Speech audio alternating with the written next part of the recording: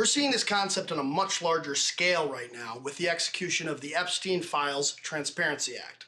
It's been genuinely difficult to know when to post this next episode because of the scale of information and misinformation that's out there.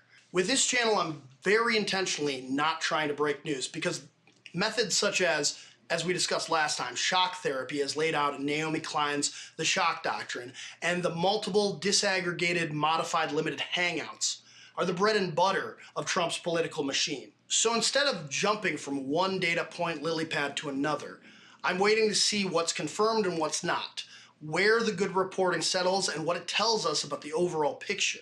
So first off, let's sweep away the bullshit because there's a ton of even accidental modified limited hangouts in addition to those that are clearly nefarious. So there's this email about a 9-year-old. That's one such example. Due to all the data transfers, certain characters were replaced by equal signs. You can see them all throughout when you searched his emails originally.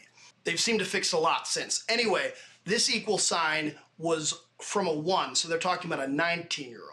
Not that that in and of itself means that the sender should be redacted. There's a fishy letter from Epstein to Larry Nassar postmarked 3 days after he died. There's also AI-generated images of Epstein alive in Israel.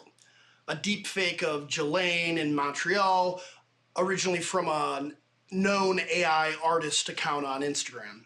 And a clearly AI-generated picture of New York Mayor Zoran Mamdani as a child with a bunch of people in the files, including his mother, Mira Nair, a film director who Ghislaine threw an after-party for the premiere of her film Amelia at her Manhattan townhouse. And I'm not saying Epstein's definitely not alive, but claims such as these, or that his Fortnite account is still active, have been debunked as third-party hoaxes. And easy ones at that. If I had to guess, I'd say he's not alive. Otherwise, the circumstances of his death probably wouldn't be so disputed by those close with him. And we'll talk about why that is. But with every one of these points of information or videos, it's important that we all check sources before passing it on, and also asking one question about the narrative it puts forward. That question is, can I do anything at all with this information? Is it at all politically or structurally valuable, or simply meant to flood the zone and make you feel helpless? Or worse, is it being used to harass or intimidate people? Because the other thing I'm seeing is that some of these people who have made allegations in the files with redacted names are, in several cases, supposedly being identified online in an effort to discredit them in one way or another. I've been making it a point to reject any such projects out of hand.